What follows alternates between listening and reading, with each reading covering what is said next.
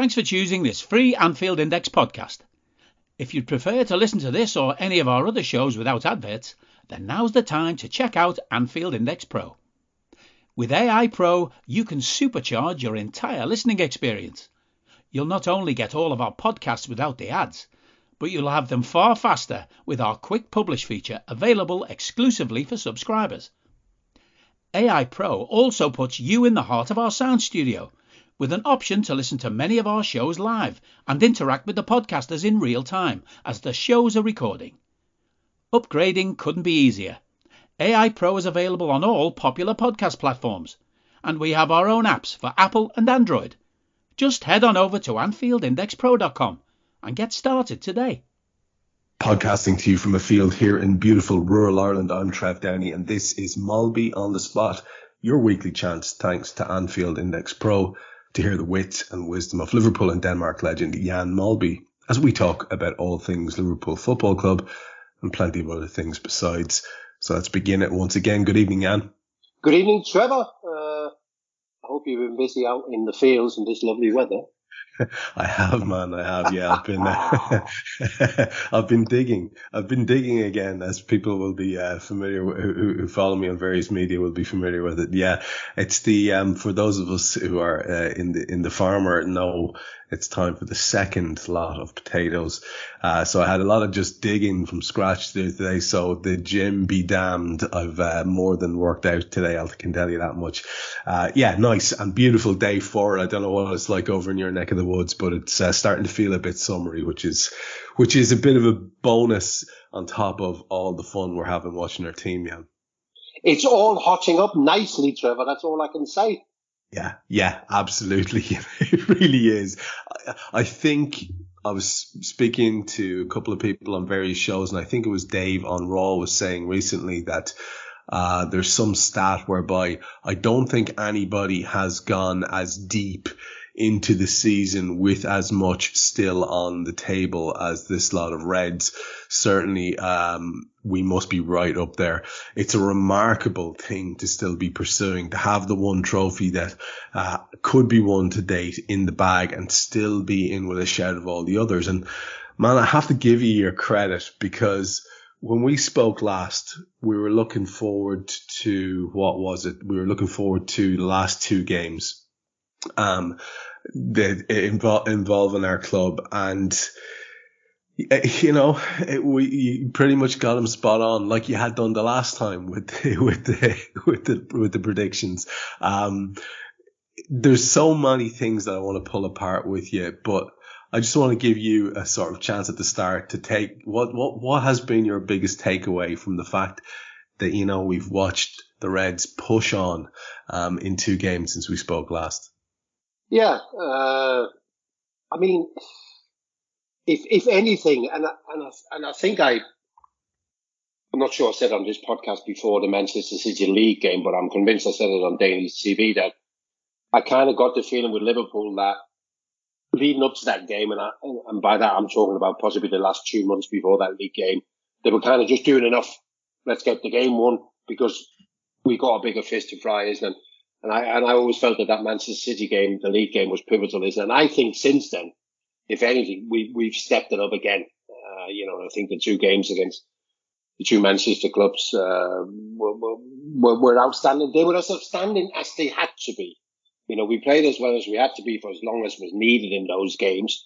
I still feel we had more in the tank to have done more, but it was very impressive. And the bizarre thing is, Trevor, that there's so many players in good form, isn't it? And who are we going to talk about? I mean, Mo Salah's been a little bit quiet, but then he bounces back. Sadio Mane in that centre role is playing out of his skin. Luis Diaz, and then you got the dancing feet midfield player Thiago, and I don't know where to start, Trevor. Well, you know what we'll do? We'll put a bit of shape on it, because that's exactly. I'm glad you said that, because you're so right. There's so many different directions that we could take this, and the most interesting thing to do, I think, is to look at the fact that we were talking, I think you said, didn't you, that there was a good chance that this FA Cup semi was going to go 3-3 at extra time. I'm fairly positive that's what you had said. And it was perilously close to that in the end. But what made it weird was that I was almost, Jan, relaxed for a good period of that game. And considering we're playing against Manchester City, who, for all the poor mouthing that we've heard from Pep and Manchester City fans, and they have to have some representatives in the press, because some of the stories that were coming out about, it was bananas, man, about how poor Pep, if he wants to really compete with Liverpool, he's going to have to get a bigger squad. This is honestly an article that was put forward in, I think it was the Telegraph. So against this background, you could be lulled into a false sense of like, oh, did City go very weak? But that's bullshit, right? Okay, they were missing some of their important players, but we all know what that's like. And this is Manchester City, who can buy all the players in the world. So I have zero time for that argument. But we have to remember, it's still Manchester City. And yet, that first half display was awesome. I mean, we blew them away, Jan. In fairness, and people can make a point of the fact that he made changes, but I don't think that was the decisive thing. I think almost regardless of what team he would have put out, I think we'd have beaten them. And I think he knew that. I think he knew the impact that those 10 days of playing Liverpool and Atletico Madrid really took it out of them. And I think he almost felt that I've got no choice here. I've got to make these changes. I'm not making these changes to have a lesser chance of winning, but I feel I've got to make them because the rest of them looked a little bit shocked, So when you look back at it, Trev, and this is the bizarre thing, isn't it? Playing Atletico Madrid twice and Liverpool twice. So 4 games, they only won one of them, 1-0, So it sort of comes back to my argument in that the difference between Liverpool and Manchester City, we win games easier because we score more goals, So you compare the Sterling chance against us in the first 5 minutes to Luis Diaz against Manchester United. When we create these chances, you know what the outcome is. So I think that stands us in good stead. But of course, we have to be aware that they're still 1 point ahead of us. Yeah, and that's a complication for later in the show for sure, when we start looking forward to the next fixtures, which are 2 fairly mouth-watering ones as well. But there was a feature of that first game that we're going to look back on, which is obviously the one we started to chat about, which is the FA Cup semi-final against City. And the feature of that game that was so fascinating for an awful lot of people, because it hasn't been a possibility between injuries to Thiago and Naby Keita, was the option of seeing Naby Keita and Fabinho and Thiago in sync in the middle. Now, against Manchester United last night, we saw an absolute masterclass from Thiago. We'll come back to that because I think it warrants some special scrutiny from yourself. But he was wonderful against City too, and really makes us hum. But there was also really, really dominant displays from his 2 partners in that midfield. Energetic, excellent defensively. Despite what you might hear from some people about Naby Keita, fantastic in terms of interceptions and energy to get across and close channels and that type of thing. And also then you have the creativity that the 3 of them have. Obviously, there's a direct curve upwards from Fab to Thiago in terms of creativity, but Jesus, man, it was exciting to see those 3 guys. And it's got nothing to do with anybody else. It's just that they are our form players and we've never gotten a chance to see them before. And they just happen to be in great form as well. So it was really nice. And I had this feeling that, that trio, if fit and in rhythm, would be the ones you'd want to see in the really massive games between now and the end of the season. Of course, that begs the question, what game isn't massive between now and the end of the season? What did you make of the trio and how they operated together? Well, obviously, I was delighted. I wanted Naby Keita to start the game at the Etihad in the league because I don't know, sometimes you have this feeling that this particular opposition suits some players better, and because of the way City plays and because of what Naby Keita brings. But I think it was just a culmination of, getting over that first Manchester City game and now knowing what we need to do, isn't it? There is no messing now, is it? We have to be foot perfect in every single game, and I think that's what fruits to the players, isn't it? That can either work one way or the other, isn't it? It can work in terms of the players take it on board, and I just think they've took it on board. They understand fully what they're involved in. They don't get carried away. Every time I listen to somebody being interviewed in the way that they look, and it's the same with the atmosphere at Anfield and the way that Liverpool fans are talking about it. There's a different atmosphere compared to when we were trying to win the Premier League for the first time to this time, is it? Because now they know what they're watching, they know what the boys are capable of, isn't it? So, yeah, those three at Wembley, everything you want from midfield. It's been a long time in the making, because Naby Keita and Thiago hasn't just arrived. They've been there for a while, but we found it difficult because it takes time to settle in, but then also the two of them had a lot of injuries and there's been some illnesses to deal with as well. And I think also there's been maybe some physical struggles, especially from Naby Keita. And then of course, Thiago who wants to play tiki-taki Barcelona football because he can, and I have no problems with that. If he can play like, the maestros, Iniesta and Xavi, and them, go ahead, isn't it? But I think the coaching staff even probably work very hard with him and going, there's a time and a place, isn't it? But we need to get the ball to our front three quicker than at any club you've ever played for because of the way that we want to play. And I also happen to think that the movement of the front three, and I also think that the front three are now, and although Diaz has only been here 5 minutes, I almost think that the front three are on that same page.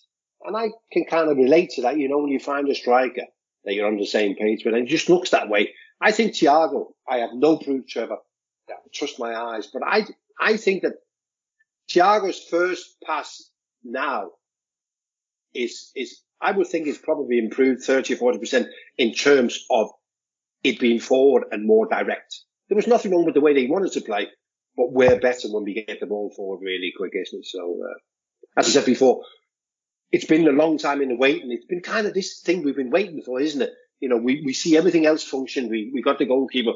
We got the centre halves. We see everything functioning. And before every single game, we talk about the midfield and we go, what's the best solution here today? Because possibly we haven't seen what we consider to be the three best shooters to play together at their absolute best.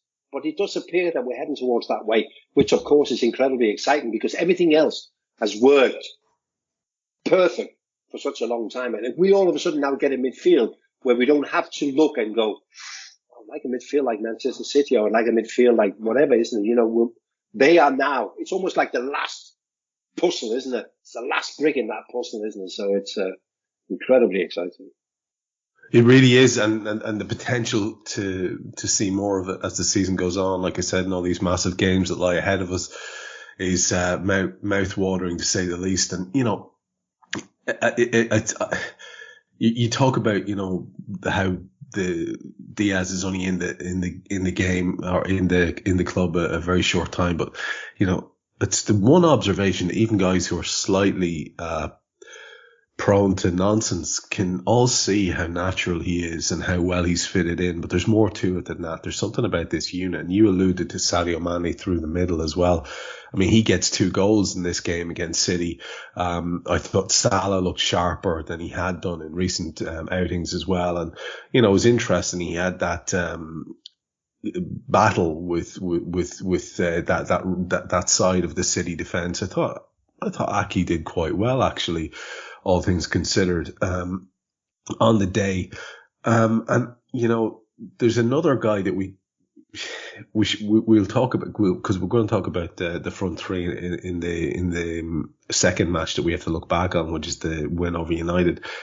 But there's another guy who got a start against City in the Cup, and there were possible eyebrows raised. If there were eyebrows raised that the captain was left out, there was also a lot of people who were saying, well, actually that's a positive move.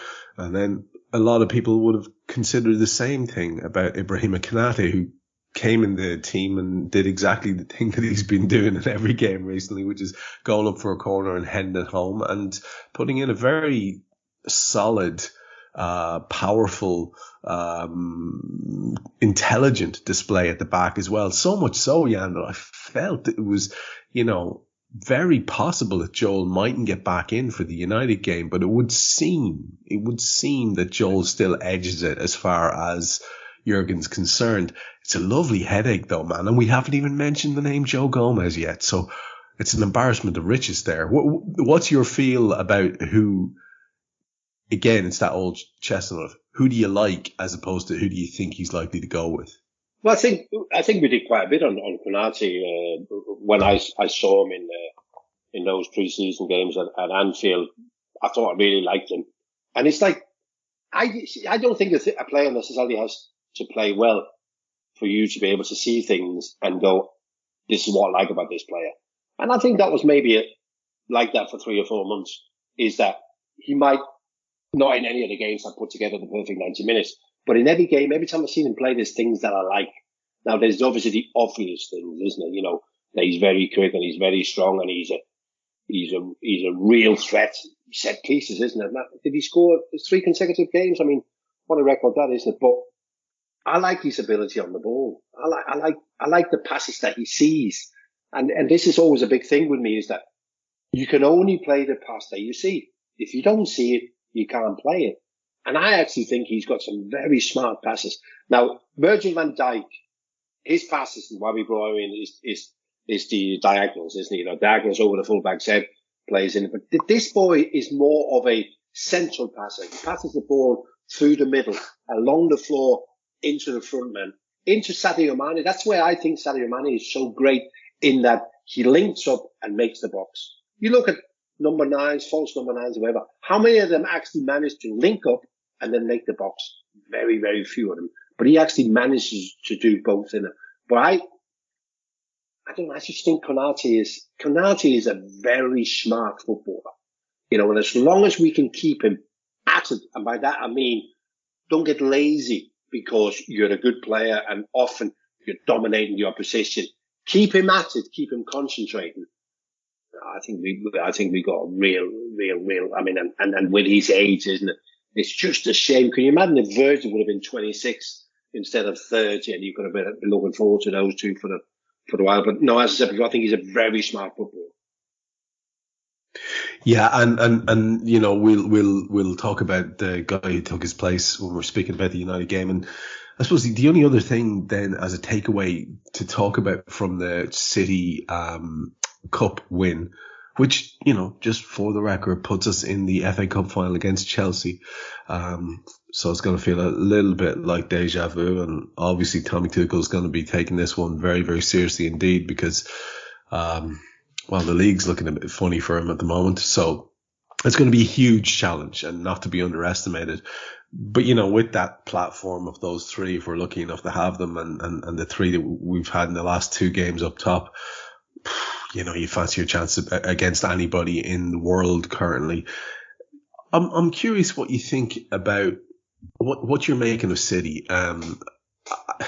with what they have left to do, and the games that they have remaining.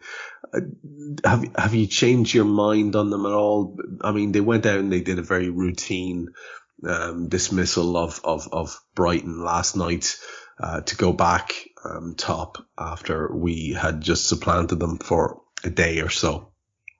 So it's hard to see that machine not rumbling on, at a very high level. What would, if you had to call it, what do you think the rest of their season looks like? I mean, it's very tempting, isn't it, to say, oh well, there's one trophy they didn't win, we won it, and now they're out of another trophy, and but like at the end of the day, when they looked at the season ahead, all they were thinking about was the Premier League and the Champions League, if we're being perfectly honest. So they're still there, and probably I'd say favourites for both. Is that a fair statement? Yeah, they are still favourite for both competitions. Absolutely. What do I think? Now, I think there's a much better feel about the way that we play and the way that we get games done. I think there's a nervousness about Manchester City. I sensed it in the 2-2 game. I sensed it at Wembley. I certainly sensed it in the 2 Atletico Madrid games. And even to an extent, the first half against Brighton, there was a nervousness, isn't it? Because I think if we're in the game and we haven't scored, there's no need for anyone to get nervous because you know we're going to score and you know we got options. And sometimes with City, you know, if they can't get, they don't get to those areas on the pitch as well and as quick as we do. And that's probably why we create and score more goals because of the way that we play. So sometimes for them, it can be a little bit of a slow burner, isn't it? And I just wonder whether that might just catch him out in one of the games. Do you remember? You will remember, Trevor, isn't it? Do you remember when they put the Pippers by 1 point and Vincent Kompany scored that goal at home? Was that what it was? Or was that when was that, Trevor, when he scored that goal against Leicester? Right at the death, like the league clincher. Yeah, it was one of them days where you go, this is the game, 0-0. You know, yeah, and I just wonder whether they're going to have another game like that, but not get there. You know, so then you look at the fixtures and you go, I don't know. West Ham, but West Ham still involved in Europe. I think being involved in Europe has derailed their season a little bit, isn't it? So, but there's others. Newcastle having a good go at it, and of course they've got to play Wolves. Might not be a bad time to play Wolves at the moment. They seem to have gone a little bit. And then, of course, we've got the one big hope left, haven't we, which is Steven Gerrard. I mean, at the weekend they play Watford, and I would be amazed that if Watford could cause any kind of problems in it. So, I don't know. I still think if we can win all our games, I think we'll win it. You know, but it's tricky, isn't it? Like you said, Trevor, and they just carry on going. They just go and go and go, and you know, the Brighton one on paper was a tricky one, which they saw through well. You know, it's the muscle memory of winning that helps you win, but it's also the muscle memory of having had the experience of going toe to toe, and seeing them inch it at the death in a really gargantuan league title battle in the past that also probably has a lot of fans scarred by that, you know. So, I mean, it's sometimes it's a nice position to be in, to be coming up on the rails, to use a racing term, something I'm not really familiar with, but you know exactly what I mean there. You can kind of see what you have to do. But also when it's City you're up against, that's quite an intimidating thing because you just get the feeling they're going to trundle on and get the results they need. But I totally accept your point, and I would feel it myself that there's a little bit of a vulnerability about it. I thought it was really interesting, like I said to you last week, that De Bruyne was saying, you know, after they had the 2-2 with us, that's how we need to play. The suggestion being that they haven't always been doing that of late or over the course of the season, playing to their very best, and they're going to have to. I mean, yeah, okay, the Premier League opposition. I don't know what you think, Jan, but I'm just imagining you, a couple of years after retiring as player manager and a massive game like that. I'd say Steven Gerrard is dying to pull on a Villa jersey and get stuck in that game. I mean, there's such a build up. It has the feel, doesn't it, of one of those sort of almost meant to be stories. I don't know. It's a long way off. We could be well out of it at that stage, or you know, things could have gone the other way. It's one we'll keep an eye on with great interest. Trevor, should Gerrard pull it off? I want you to write a book. You know, like Arsenal, FIFA, whatever. They wrote a book about 1989. It became a play or a film or whatever. Isn't it? If Gerrard pulls this off for Liverpool, then I want you to be the man who writes that book. You've got a deal, man. You've got a deal. I would enjoy that. I have to say, I would enjoy that. You know, the pain just kept coming for Manchester at the hands of the red side of Merseyside because on Tuesday night, I said last night, but I'm a day behind myself. On Tuesday night, we went out and demolished a team that, you know, looked as if, well, they looked like what they are, which is rudderless, disinterested, lacking guidance. And this is not a dig at the current coach at all. It's a dig at the setup in the club in general. We talked, you and I, about the weird decision of leaving him as a lame duck manager. That announcement didn't really need to be made, and yet it was. And they've got, very limited things to fight for. And yet the way the Premier League results worked out, they had an unexpected opportunity to get back into the top four, should they have pulled off a win. Now, we know that due to tragic circumstances, they lost Cristiano Ronaldo, who's been a great kind of flat track bully for them. The lad has been all his career wonderful at dispatching medium to low opposition and being ruthless about it. But I don't know. He didn't feature the last time we played in terms of having any input to the game. So you'd like to think, right, okay, so maybe it's a big loss, but really, overall, if it was a massive, massive impairment. They did lose Pogba earlier on, but then again, the guy has been a bit AWOL for them when he has featured this season. So again, really, are we going to hang our hat on that?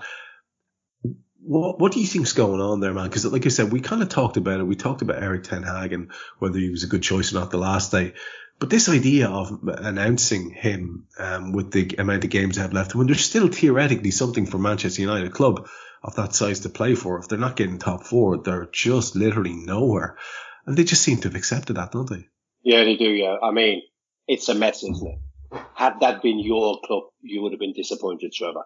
You'd have been disappointed with all those people in position making those decisions, going back to nothing wrong with the sacking of Ole Gunnar Solskjaer. Absolutely not. But did you then need a caretaker manager? Had you not prepared yourself for that moment? You're not going to tell me that they couldn't have got Ten Hag when Ollie was sacked, and then this Ralph Rangnick, and then bring him in, and then now he's got 2 years as a consultant, which, I don't know, his position as a consultant for 2 years looks weaker and weaker and weaker every time you see him play, because you just think that this guy might just not be up to it, innit? So, I don't know. Just to finish one thing, with Manchester City, I didn't get it said before. Manchester City left Wembley knowing that Liverpool are better than them. They felt Wembley, and I think that's a big thing. Anyway, coming back to Manchester United, I think we knew they weren't very good because we've seen them play this season on all given evidence they're not very good. But the challenge I felt was that Ralph, leading up to the game, said, we need to change the system. We need to put more men in defensive positions. So that was the challenge. They changed the system. They tried to play with 3 centre-halves. And I guess that would have been Jurgen's pep talk. They changed the way they want to play. This is what they want to do. Let's show them. And that's exactly what it was, wasn't it? So they played with the 3-4-2-1 or 3-4-5, whatever they did. It didn't really matter because they never really had any players where they needed to be. And really we went, okay, they want to play like this. And we finished the game before it was even started. And I even think then we got a little bit bored with the game. Maybe we took a little bit of pity and thought, got a little bit bored with the game. And then they had a little spell in the start of the second half. And I think then we realised we're at home, we're playing United, we're attacking the cup end. Let's give them a bit. So we scored a few more. And that's basically how I saw the game. It could have been a lot more. I think Manchester United got lucky that we weren't in a ruthless mood of putting them to the sword, because we've already done that, haven't we? Last 3 games, we've got 13 goals against them. Nothing to prove. Yeah. Man, it's a remarkable thing. I keep coming back to it because it haunted me for years. I've said it to you before, but I remember back in 2003 and, okay, we had won the treble, but we were at nothing in the Premier League, really. I mean, there was that whole, was it 10 games from glory or greatness, in that Houllier season where it was after the treble, I think, and we had done well. We ended up second and went out of the Champions League and all that kind of stuff. It was a bit of a depressing kind of a season, really, in many ways, even though the club had elevated itself a bit. But the season after that, we kind of disappeared away again. I think there was a League Cup won in 2003, but United were just flying and they were just at their sort of imperious best. And, even guys like Forlan coming in and doing bits. And I remember I went out and watched the Liverpool United game in a pub, which is always a terrible idea. I was annoyed at myself afterwards for having done it, and met this United fan who lives up the road from me, and he said in his best local accent, yous are no threat. And I just thought, well, fuck it. He's right, you know? He's right. And man, it just sits in my head. And every time we go out and play them now and blow them off the field, those words are echoing around my head. I wouldn't be mean or nasty enough to go and find them and say it back, but it is a nice little bit of retribution. The gulf is bananas. Where we have gone under Jurgen, to where they have fallen away from, is stunning. It's the only thing that makes it even more sort of striking is that I honestly feel a little bit sorry for some of the sounder United lads that I know. There's only a small handful, but there are a couple of sound lads I know.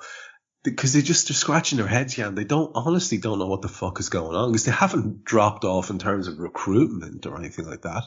They've tried to throw money at the manager solution as well. They've had guys like Louis van Gaal and Mourinho and stuff like that, but still can't seem to get it between the hedges. It's it's a real mess. I wonder, just to get your final take on it, because we've touched on it last week. But again, we were talking about this on Raw afterwards, because it was so stunning to watch the gulf. Ten Hag comes in, and you said, and I was quoting you on Raw, that, you know, he's not the recruitment guy at Ajax because of the structure they have.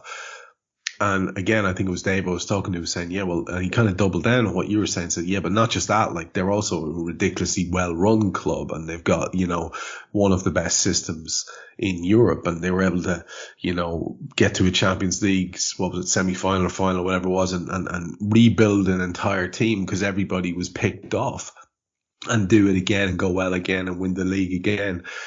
So that's a very different machine that he's driving at the moment to the one he's going to be stepping into when he gets as far as Manchester, Jan.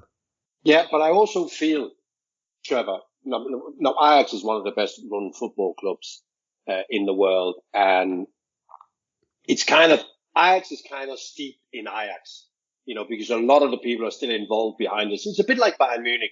It's a lot of former players, and they're just steeped in that Ajax tradition. What they'll have to do at Manchester United, they will have to be a number of new people, which obviously the manager is one of them, including his backroom staff.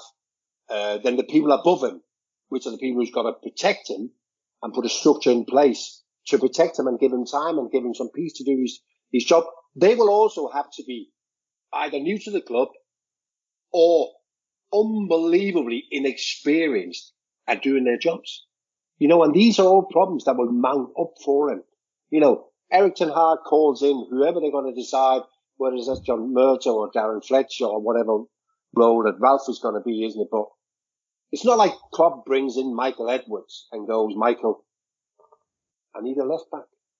You know, and you know he leaves that room and you know he's going to produce, isn't it? You know, all that thing. And Eric knew that at Ajax. Most of the players to produce themselves. But every now and again, they need a bit of magic, and they go and get me somebody, and they know they can do it. That's my biggest problem with Manchester United. There's no doubt that Eric Ten Hag will be able to identify what type of players he needs, but I'm not sure he could be able to identify who exactly he wants. Then he has to give that role to somebody else that I'm not sure we can 100% trust that process will be. Listen. It's a gamble, of course, it's a gamble, and we churn out all this he's never done in the Premier League and whatever, isn't it? You know what I mean? Good luck to the man. Getting Manchester United back somewhere near the best is good for the product that's called the Premier League, isn't it?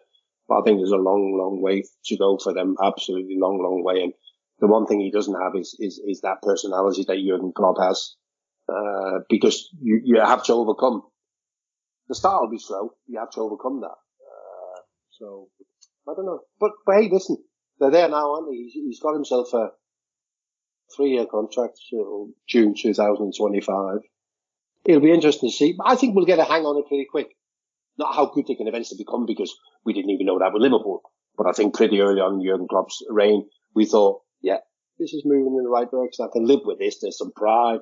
There's some energy, isn't it? Give it everything. Yep, we lack quality, isn't it? Interesting to see in 10 months' time whether we can actually look at Manchester United and go, yeah, Eric has got them going in the right direction, or whether we think it's just more of the same. I can't be 100% sure, Trevor. and neither can you.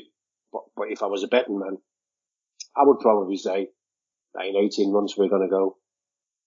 It's kind of the same. Not a lot has changed. I have the same feeling myself. The only thing about it is you're talking about recruitment. Apparently the secret weapon is Steve McLaren, who famously... is that because he speaks Dutch? Well, he certainly speaks with a great Dutch accent, doesn't he? There's old Steve. So if you don't know what we're chatting about, listeners, just look up Steve McLaren Dutch accent on YouTube, and you are going to have a giggle for yourself that you will not have had before. A couple of takeaways as well. First of all, a goal and an assist for that front three of Diaz, Salah, and Mane, and with Sadio starting to look like a sort of a more powerful version of Bobby Firmino, with little clip passes and dinks and back heels and coming deep like you talked about before.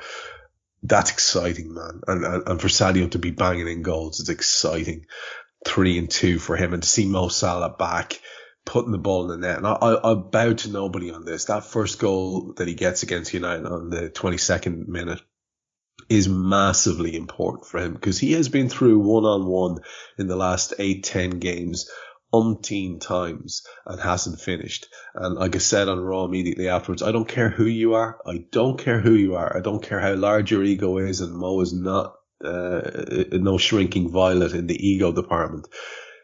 You have a habit forming situation going on there, and if you keep missing, you're going to keep missing, and if you keep scoring, you're going to keep scoring. So that's fucking huge for us, Jan, that Mo Salah has his groove back in that way, and that he got that second one late in the game will have him absolutely buzzing in a way that, like I've said to you before, when he wasn't doing those things, if we're going to do this amazing thing that's on the table, or at least to win one of the two majors that are left, we're going to need Mo Salah doing the things he was doing against United.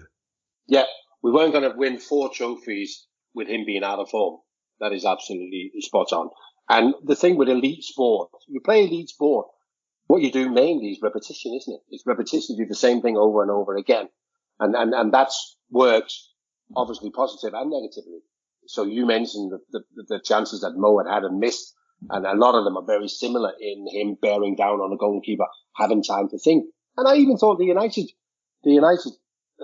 goal, the first one, 3-4 months ago, he would have put that in the corner with all the confidence in the world. He was still a little unsure, and it was a little bit close to De Gea, but he didn't have time to react, isn't it? But yeah, as I said before, we weren't going to do it without his contribution. So it looks like he's got the spring back in his step. He looked delighted after the game as well when he did his interview and all that. So all these things are important, Trevor. So yeah, there's no one letting us down. There's no one not pulling their weight. So let's go again. We have 2 more games to go again very soon, and I want to finish the show talking about those, but it would be silly of us not to mention one thing, just to get your take on it. You say as much or as little on the subject as you like, but we have had, and the reason I want to bring it up is because you have, like I have, a really visceral memory of what football used to be like before the sort of razzmatazz of the Premier League, and ironically, before the horror of Hillsborough led to all sorts of changes in the game. And the reason I bring that up is because there was a time when you guys were absolutely flying in the mid-80s, that football fans, never mind Liverpool fans, but football fans in general were very much looked down upon. I'm talking about going back before Heysel as well. I'm talking about, through the late 70s into the 80s, that period of time, football fans had a very bad rep in the, media and and all the rest of it. And yet, Jan, I don't recall things being as awful as some of the things that we've seen now. I wonder is it a societal thing. The reason I'm bringing it up is because I want to just have that contrast. You're a man who's seen the whole development, and you might be able to put that to bed and say, actually, Trev, that's bollocks. I recall horrendous chants and terrible things happening in football grounds. But we had the situation where we had, inverted commas, a minority of City fans, fucking loud enough to be heard, who disrespected the silence for Hillsborough. And then after Anfield, I thought had been exemplary in a pre-organised mark of respect for the death of Cristiano Ronaldo's kid, we had some pretty awful fan chants coming from the United supporters, Hillsborough-related chants and murderer chants and all these type of things. Now, look, you can say again, small minority, but I don't know, man. I just have this feeling that we've sort of dropped a level in terms of the kind of individuals that are coming into grounds. Am I way off on that? Was it always this way? I don't know. I mean, there was, I'm sure in the 70s and the 80s and whatever, there was from time to time some awful chanting, isn't it? But the whole thing is about education, isn't it? And we just feel that there's a easier way to get the message out there. People are more aware than what they've ever been regarding all these things. And I have to say that both of those incidents, Wembley and at Anfield, are very disappointing. I couldn't quite believe it. And especially Manchester City. I mean, yes, I know that majority of Manchester City fans are from Manchester, but what is their beef all of a sudden with us? I understand there's a rivalry between Liverpool and Manchester, but there's not one single argument you can put up that justifies what they decided to do. You know, and we're talking about adults. We're probably talking about people who are parents themselves, deciding. This was not something that they pre-organised. This was something that they decided during the match. They're watching their team get torn apart by their fiercest rival, and then they decided to do what they did. I feel sorry for Manchester United because it's kind of, what can they do? They come out, obviously condemned it and stand by Liverpool and blah, blah, blah, isn't it? But in this day and age, with the information that we have via CCTV and email addresses and e-tickets and whatever else we get, we live in hope that there's a way of finding these people and making sure that they don't visit football grounds again. Because whether it's a thing to do with society and whether this is all on the back of COVID and the way that the world has changed generally, it's still football ends up with that problem at their doorstep, isn't it? Because a lot of people are assuming that this is a football issue. I'm not sure, 100% sure it is, isn't it? But we need to deal with it, and we probably need to do better than what we've ever done. Coming out and saying this is about education, this is about blah, blah, blah. I don't think that's enough anymore.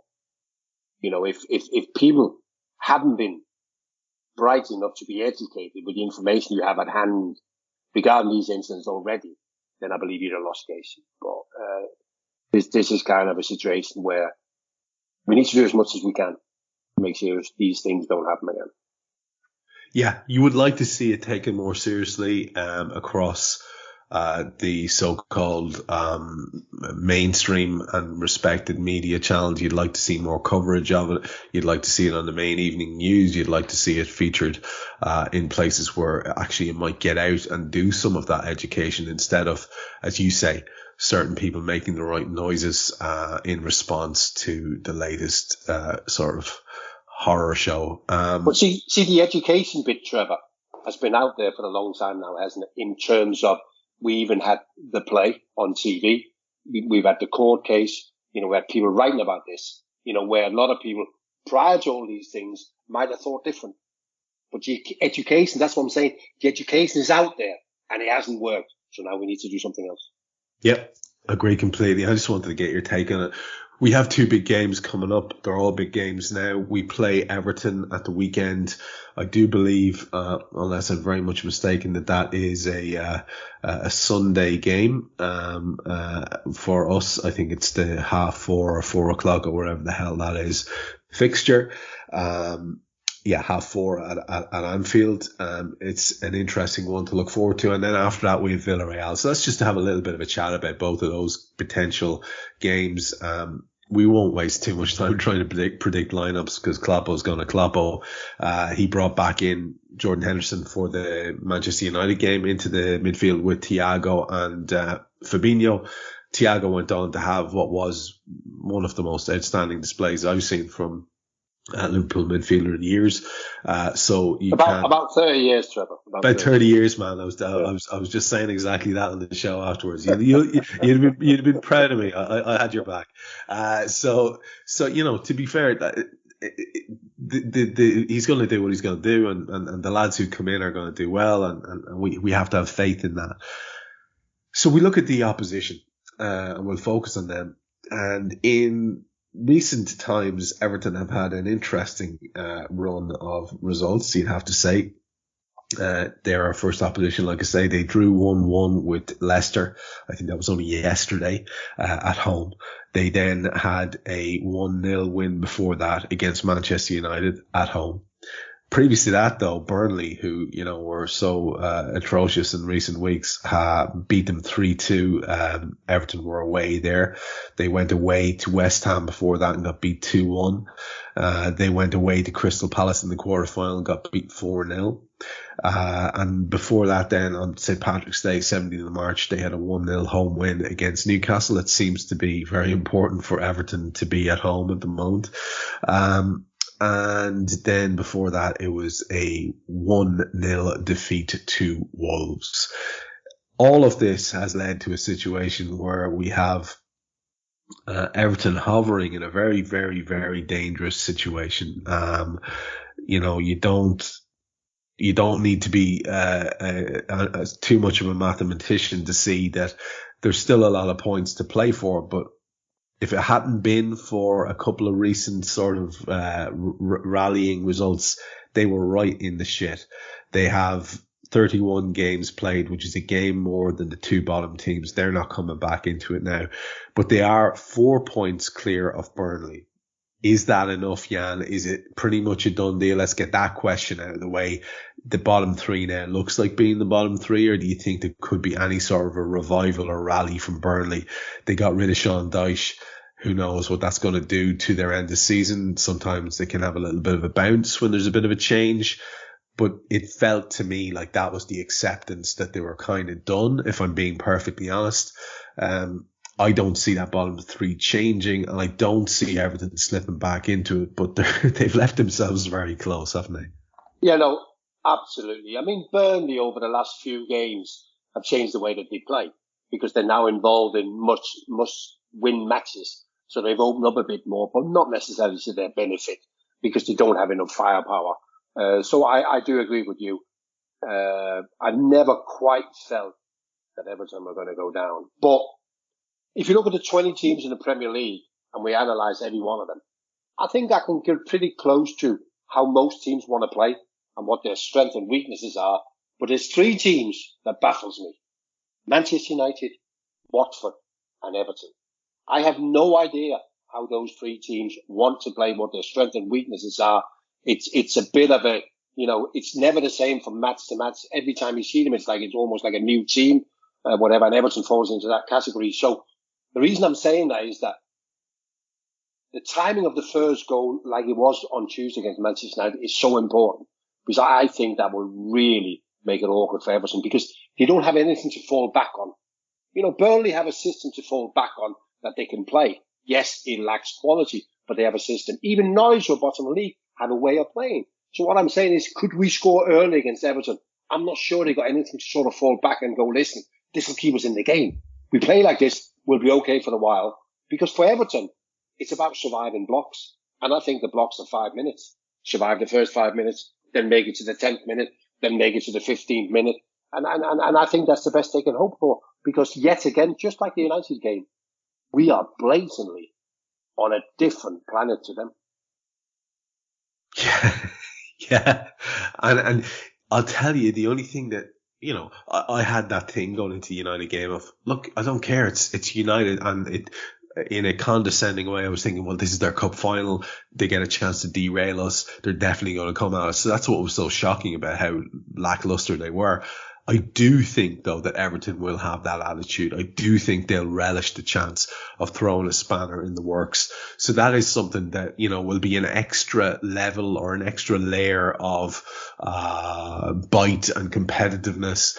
I hope it doesn't end up as a very not too distant, recently distant Everton fixture where we end up with fellas getting hurt. I hope it doesn't turn into one of those games. But it's going to be interesting to see what it is they're capable of doing. I mean, just to give folks a little bit of an idea of what they're doing with their team lineup, in the 1-1 last night, they went with Pickford, Yerry Mina and Godfrey at centre half. Mikalenko and Coleman were full backs. Alan, Delph and Iwobi across the middle. Gordon, Richarlison and Gray across the top. And in the previous game to that, which was the Burnley game where they got beat 3-2, they had again Pickford, Branthwaite and Godfrey were centre halves in that one. Mikalenko and Kenny were full backs in that one. Doucouré, Holgate and Iwobi across the middle. And Richarlison, Calvert-Lewin and Gordon across the top. So there's quite a bit of change across two fixtures there, both of which were big games that they had to win. So unless there's massive issues there with the injuries, I'd imagine, you know, that perhaps that's a sign of a setup and a group who really still don't know who the best team is. Guy just told us that Burnley are winning 1-0 versus Saints at the moment, just for a bit of relegation zone context. Who knows what they could still potentially pull off? I guess it's possible. Everton will definitely not like the look of that if it turns into a result.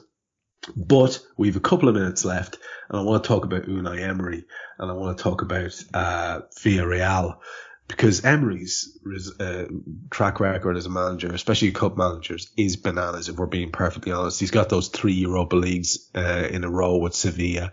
He's also got a Europa League with Villarreal in 2021. He got to a Europa League final, I think, with Arsenal. He had a Liga title in 2017-18 and a couple of French Cups as well, maybe 3-4 French Cups, I think, in total. This guy knows how to manage a team through to a final, perhaps a team that's less, that doesn't have necessarily the biggest stars in the world, but that he has them very well drilled and organized, and they can operate very well as a team. And this seems to be very much the situation with Villarreal, who, despite the fact that you might be wondering what's going on there, they are 7th in La Liga on 52 points, and quite a way off the Champions League places, 8 points off the Champions League places. In fact, where Barcelona are bringing up 4th spot on 60 points, Atletico a point ahead of them. This is going to be a real challenge that I feel an awful lot of people are underestimating. Yeah, I agree. Absolutely, I agree. I mean, I think that the one thing with Unai Emery is that he needs a group of players who need him. You know, and by that I mean when he was at PSG and Arsenal, these players are kind of looking and going, who are you? But these players he's working with now need him, because he's capable of convincing them that the best way of success is, you listen to me, I've got a proven track record, we play like this. It's not necessarily very entertaining to look at, but it's a difficult game. I think had we played Bayern Munich, we'd have ran up quite a big score. I could have seen them score 6, 7, 8 goals against Bayern Munich over 2 games. I'm not so convinced that we will score as many, but I'm not convinced either that they will score many. So I think almost regardless of what the score is in any of the 2 semi-finals, Villarreal won't change. They'll continue to play the way that they play, because that's the way they play. And then we'll hope then that Dan Schuma, who we know a little bit about from his time at Bournemouth, and then Moreno, who's a Spanish international, those kind of guys can do a little bit of magic in it. But they'll park the yellow submarine, get everybody behind the ball, they'll close down the spaces, you know, and if as long as they can do that, step into those spaces and close them down, it'll be tricky. We're better than them. We'll beat them over 2 legs. But how convincing? I don't know, because they're a difficult team to play against.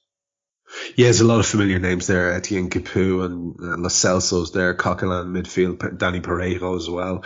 Lots of names, Raul Albiol. Lots of people, names that people will be familiar with, even if they're not following Spanish league football. So it is going to be interesting. I hope people do understand that it's going to be a very, very significant challenge and not one to be dismissed, as Jan's highlighted there.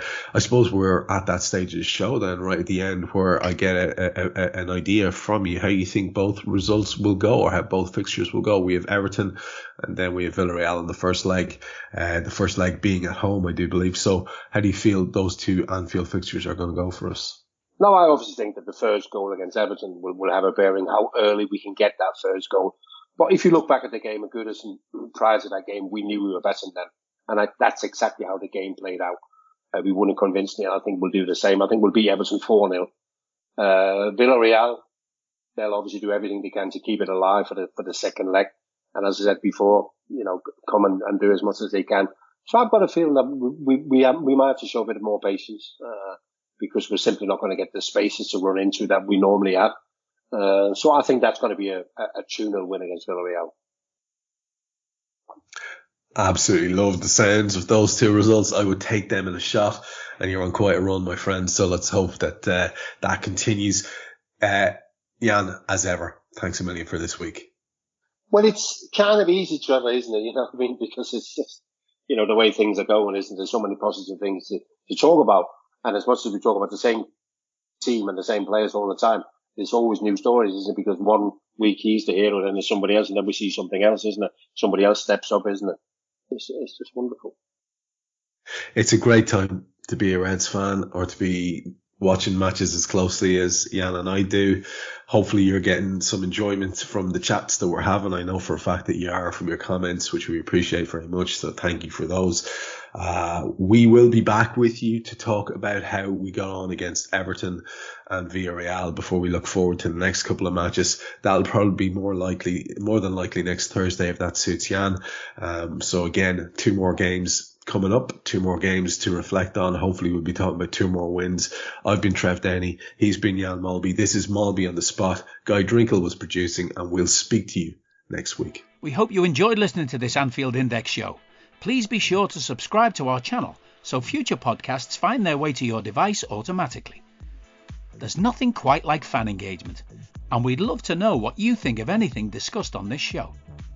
The best way to get in touch is over on our free Discord community, where both podcasters and listeners debate the hottest LFC topics 24/7. Sign up free now at anfieldindex.com/Discord. You won't regret it. You can also follow us on Twitter at Anfield Index, and find us on Facebook by searching for Anfield Index. Oh, and before you go, we'd love it if you could leave us a 5-star review on your favourite podcast app. It only takes a couple of seconds, and it means the world to the people who create these free shows.